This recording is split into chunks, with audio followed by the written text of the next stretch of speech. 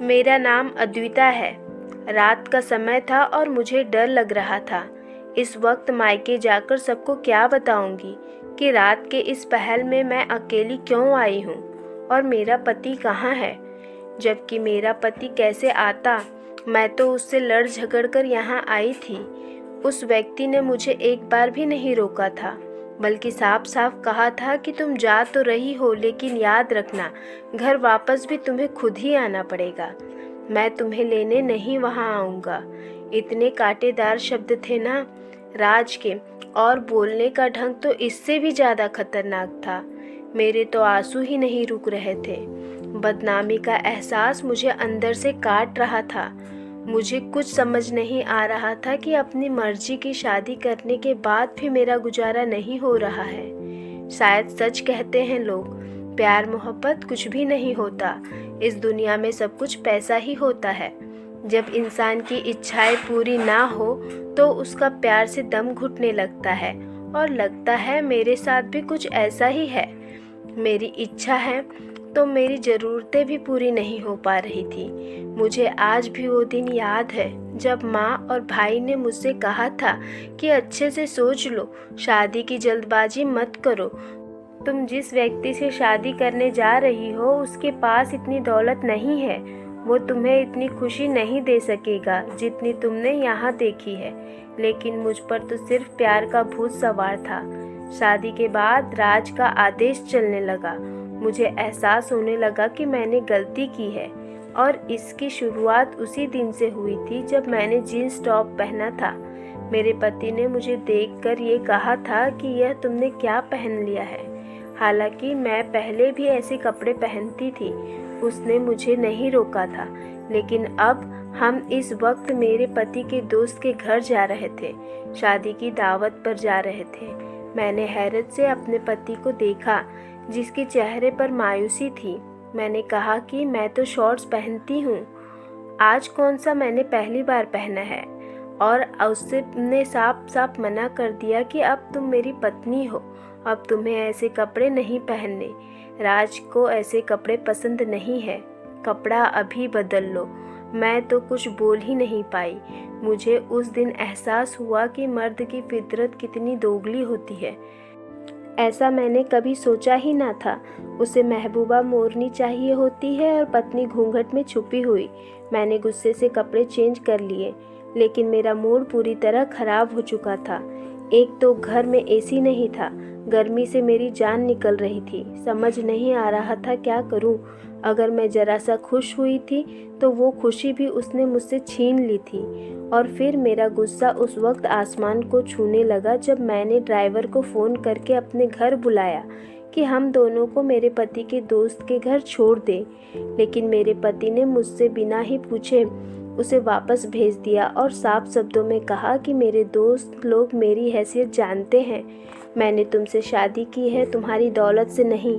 अब जैसे मैं रहता हूँ तुम्हें भी वैसे ही रहना पड़ेगा। और फिर हम बिना एसी की टैक्सी में बैठकर गए। मेरी हालत ख़राब थी और आंसू मानो उमड़ उमड़ कर बाहर आ रहे थे, लेकिन मैं मुश्किल से उन आंसुओं का गला घोटने में लगी हुई थी।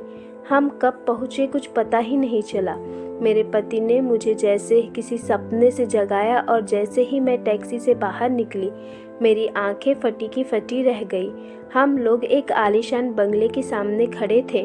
मुझे पता ही नहीं था कि मेरे पति का कोई दोस्त इतना अमीर है। मैंने हैरत से अपने पति की तरफ देखा जो टैक्सी वाले को किराया दे रहे थे। उसके बाद उसने दरवाजे पर बेल बजाई। मैंने फ़ौरन अपने हुलियों की तरफ देखा। सादी सी साड़ी में मैं उस आलीशान घर में जाने के काबिल नहीं थी। अब मुझे गुस्सा आ रहा था कि मैं वो कपड़े क्यों उतार दिए। और फिर गार्ड ने दरवाज़ा खोल दिया। उसने अच्छे से हमारा वेलकम किया और एक नौकर हमें लेकर अंदर आ गया। जितना बाहर से खूबसूरत था उतना ही अंदर से दिलकश था। हर चीज़ में खूबसूरती झलक रही थी। मुझे फ़ौरन अपना मायका याद आ गया जो मैं अपने प्यार के लिए छोड़ आई थी। मेरा दिल टूट गया था। और फिर मेरे पति का दोस्त बाहर आया, उसके साथ उसकी पत्नी भी थी। दोनों को देखकर मैं हैरान रह गई थी। वो दोनों एक दूसरे के संग इतनी खूबसूरत लग रहे थे। उस लड़की ने बहुत ही मॉडर्न कपड़े पहन रखे थे। दोनों ने फूल देकर हमारा वेलकम किया। मुझे अपना आप मिटता हुआ सा लगने लगा। मैं आज तक बड़ी बड़ी शादियों और पार्टियों में गई थी और लाखों लाखों के कपड़े पहनती थी, पर इस वक्त मैं बिल्कुल वैसी ही लग रही थी जैसे हमारे घर की नौकरानी। अंदर का माहौल इतना ठंडा था कि मुझे कुछ देर बाद ही ठंड लगने लगी। मैं तो उन सब चीज़ों की आदी थी। गर्मी तो मैंने कभी देखी भी नहीं थी। मेरा पति अपने दोस्त से हंस कर बातें कर रहा था और उसकी पत्नी खाने पीने का इंतजाम देखने चली गई। मेरे पति का दोस्त ने कहा कि भाभी आप बहुत अच्छी लग रही हैं। उसने आंखों में आंख डालकर कहा, अभी भी मोहब्बत करने वाली औरतें दुनिया में मौजूद हैं, वरना आजकल की औरतें तो पैसे पर मरती हैं। उसकी बात से मुझे कुछ हुआ था। मैं चुपचाप बैठी रह गई। एक खुशगवार माहौल में हमने खाना खाया। राज दोस्त से थोड़ी थोड़ी देर से पर बातें कर रहा था। वो कह रहा था कि मैं कितने दिनों से आप लोगों का दावत करना चाहता था, लेकिन आपके पति के पास टाइम ही नहीं था। और फिर मैंने अपने पति की तरफ देखा जो खामोशी से खाना खा रहे थे। मुझे महसूस हुआ कि जैसे वह जानबूझकर मुझे यहाँ नहीं लाना चाहता था। राज के दोस्त की पत्नी बिल्कुल किसी रोबोट की तरह थी। वो देखने पर बस मुस्कुरा देती थी, कुछ बोल ही नहीं रही थी। तकरीबन 3 घंटे हम वहाँ रहे। मेरा वहाँ से उठने का दिल नहीं चाह रहा था, लेकिन वापस तो आना ही था। हम लोग वापस आ गए। मेरे पति के दोस्त और उसकी पत्नी ने मुझे गिफ्ट दिया था। वापस आकर मुझे उस छोटे से घर में अजीब सा एहसास हुआ था। मेरा दम घुटने लगा था। दिल कर रहा था कि वापस उधर ही चली जाऊं, लेकिन अब मुझे यहीं रहना था। राज खामोशी से कपड़े बदलने चले गए। गर्मी इतनी थी कि कुछ देर में मुझे पसीना आने लगा। यहाँ एसी तो क्या, कूलर भी नहीं था। मुझे अब अपने पति पर गुस्सा आ रहा था। उसने वो सब लेने से मना कर दिया था जो मेरे घर वाले ने दिया था। एक घर और गाड़ी लेकर मेरे पति की आत्मा को शांति हो गई। मैं यहाँ जल रही थी। कुछ देर बाद मैंने ही भी चेंज कर लिया और जब मैंने गिफ्ट खोलकर देखा तो मेरी आंखें की चुंगी आ गई। उसमें एक खूबसूरत सा डायमंड का सेट था। मैं अभी उसकी खूबसूरती में गुम थी कि राज ने वो सेट मेरे हाथ से छीन लिया और कहा कि इतना महंगा गिफ्ट नहीं लेना, ये हम उन्हें वापस करेंगे। मैंने हैरत से राज को देखा। उसके चेहरे पर गुस्सा था। मैंने सेट वहीं पर फेंक दिया और सोने के लिए लेट गई, लेकिन गर्मी इतनी थी कि सोया नहीं गया, जबकि मेरे पति थोड़ी देर बाद ही सो गया था। राज को आदत थी ऐसे रहने की, जबकि मुझे नहीं थी, और फिर हमारे झगड़े बढ़ते गए। मुझे महसूस हुआ कि मेरा पति बड़ा अजीब और सनकी सा था। उसने मुझे जॉब करने से भी मना कर दिया था, जबकि मुझे बहुत अच्छी जगह से ऑफ़र आई थी। मैंने राज से कहा कि हम दोनों मिलकर जॉब करते हैं और अपना घर बनाएंगे, वो सब चीज़ें जिनकी हमें ज़रूरत है, लेकिन राज ने कहा कि मैं तुम्हें जॉब की अनुमति नहीं दे सकता। अब मुझे लगने लगा था कि उसने मुझे जैसे घर में कैद कर लिया।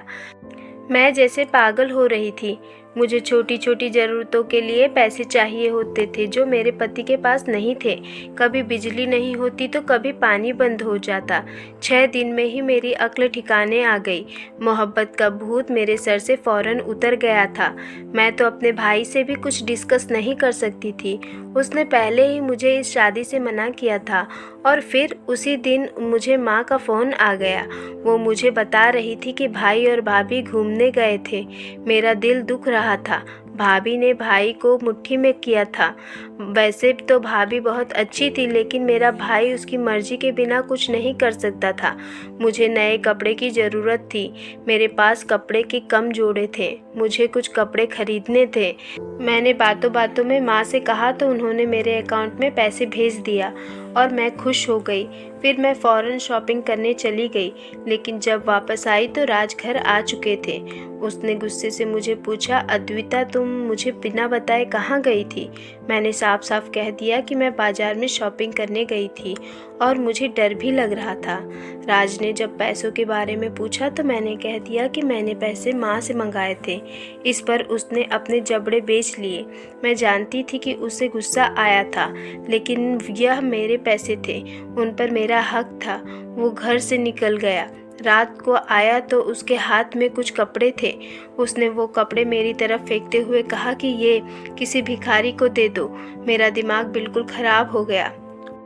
मुझे अपने पति पर पागलपन का असर लग रहा था। मैं भी चुप न रह सकी और मैंने कहा कि तुम पागल हो गए हो क्या? अगर तुम्हारा बस चले तो तुम मुझे यहाँ सांस भी ना लेने दो। मेरा यहाँ दम घुटता है। मेरी माँ के पैसे पर मेरा हक है। राज भी गुस्से से बोला, तुम मुझसे शादी करना चाहती थी, मैंने तुमसे कुछ छुपाया नहीं था। और मैं रोने लगी। मैं वो कपड़े उठा कर वहाँ से चली गई जो मैं खरीद कर लाई थी। जब मैं कमरे से निकलने लगी तो मेरे पति ने पीछे से कहा कि जा तो रही हो मगर आना भी अपने आप ही होगा। और मैं पता नहीं कैसे अपने घर तक पहुंची थी। मैं आते ही अपनी माँ से लिपट कर रो पड़ी। उन्होंने पूछा कि क्या हुआ, पर मैं कुछ कह न सकी। मैं चुपचाप अपने कमरे में आ गई। मुझे अपने पति से नफरत महसूस हो रही थी। मेरी मोहब्बत जैसे मर गई हो। अपने कमरे में एसी के साथ मुझे अच्छी नींद आई थी। अगली सुबह भाभी ने आकर मुझे उठाया। वो मुझसे शिकवा कर रही थी कि हम भी रात को ही आए हैं। मैंने भाभी से तुरंत पूछ लिया, भाभी आपसे इतनी मोहब्बत भैया कैसे करते हैं? वो आपकी हर बात कैसे मानते हैं? यह सुनकर भाभी के चेहरे पर साया सा लहराया। फिर उन्होंने कहा कि ये तो औरतों की नसीब की बात है। किसी को सब कुछ मिल जाता है और किसी को सब कुछ मिलकर भी कुछ नहीं मिलता। मुझे उनकी बातों पर हैरत हुई। उन्होंने मुझे कहा कि अपने पति के साथ हमेशा वफादार रहो। बस यही एक रास्ता है जिससे पति का दिल जीता जा सकता है। और मैं सर झुकाए बैठी रही। किसी ने मुझसे पूछा नहीं। मैं पूरी तरह से हताश हो चुकी थी। अपने मायके आए तब न मेरे पति ने न मुझे फ़ोन किया न मैंने उन्हें। मैं यहाँ बहुत सुकून में थी। ससुराल के बारे में याद आते ही मेरी आत्मा काँप जाती थी। कभी कभी वो जाली व्यक्ति याद आता था क्योंकि मैं उससे मोहब्बत करती थी। और फिर पूरे 1 हफ्ते बाद मुझे एक अनजान नंबर से फ़ोन आया। मैंने वो आवाज़ पहचान ली थी। ये राज का वही दोस्त था जिसके घर हम दावत पर गए थे। वह मुझसे कुछ कहना चाहता था। वह फिर से घर बुला रहा था। कह रहा था कि उस दिन कुछ ज़रूरी बातें रह गई थी और शायद उसे भी अब तक पता चल चुका था कि मैं अपने घर आ गई हूँ। मैंने बिना सोचे समझे हाँ कर दिया और अगले दिन बताए टाइम से पहले ही अपनी लंबी गाड़ी में बैठकर वहाँ पहुँच चुकी थी। अंदर खामोशी सी थी। कोई भी नहीं था। कोई है? मैंने पूछा और फिर मुझे एक आवाज़ सुनाई दी, दरवाज़ा खटखटाने की आवाज़। तभी मुझे एहसास हुआ कि आवाज़ किचन के साथ बने कमरे से आ रही थी। मैंने जाकर दरवाज़ा खोला जो बाहर से बंद था। अंदर का मंजर देखकर तो मेरी आत्मा कांपने लगी। मेरे पति के दोस्त की पत्नी रस्सियों से बंधी हुई थी। वह बहुत जख्मी थी। मैंने फ़ौरन उसका मुंह खोला और फिर उसने कहा कि यहाँ से भाग जाओ। वो व्यक्ति नहीं जानवर है। तुम उसके जाल में मत आओ। सो भाग जाओ यहाँ से। और फिर उसने मुझे जो कुछ बताया था वह बहुत भयानक था। वो अमीर आदमी है। दरअसल एक स्मगलर और साइको किलर था और वो अपनी पत्नी को रोज मारता था। पुलिस उसके पीछे पड़ी हुई थी। वहाँ से मैं अपने कमरे में आकर जैसे बेहोश हो गई। मैं बुरी तरह डर गई थी। मैं अपने भाई को बताना चाहती थी कि ताकि वो उस लड़की की मदद करे। तभी मुझे अचानक उनके कमरे से बाहर भी रोने की आवाज़ आई। भाई भाभी पर चीख रहे थे। मुझे आज समझ आ गया था कि सब मर्द ऐसे ही होते हैं। मुझे अपना पति याद आया जो मुझसे मोहब्बत करता था, बस उसके पास पैसे नहीं थे। मेरा दिल किया कि मैं यहाँ से भाग जाऊँ। शाम होते ही राज मुझे लेने आ गया, लेकिन मुझे उसी के साथ जाना था। मेरा रक्षक था। घर के बाहर निकली तो मैं हैरान हो गई। बाहर एक चमचमाती गाड़ी थी। मेरे पति ने बताया कि ये गाड़ी उसे ऑफिस की तरफ से मिली है। राज मुझसे माफ़ी मांग रहा था और मैं रो पड़ी थी। मैंने उसे सब बता दिया। उसने मुझे गले लगाया और कहा, पागल तुम बेवकूफ़ हो। फिर उसने मुझे बताया कि उसका दोस्त पकड़ा जा चुका था। उसका दोस्त नहीं था बल्कि राज ने जानबूझकर उससे दोस्ती की थी ताकि उसके खिलाफ सबूत इकट्ठे कर सके। और मुझे ये आज पता चला कि राज एक सीक्रेट एजेंट था। वो गरीब नहीं था, लेकिन एक मिशन के लिए बना हुआ था। मिशन पूरा हो चुका था। मैंने फ़ौरन ही ऊपर वाले का धन्यवाद किया, जिसने मेरी आंखें खोल दी थी और वक्त रहते हुए मुझे बचा लिया था। फ्रेंड्स, अगर स्टोरी अच्छी लगे तो वीडियो को लाइक करिए, चैनल को सब्सक्राइब करिए और स्टोरी को शेयर करिए। यहाँ तक सुनने के लिए आपका बहुत बहुत धन्यवाद। फिर मिलते हैं नेक्स्ट वीडियो में। तब तक के लिए बाय बाय, टेक केयर।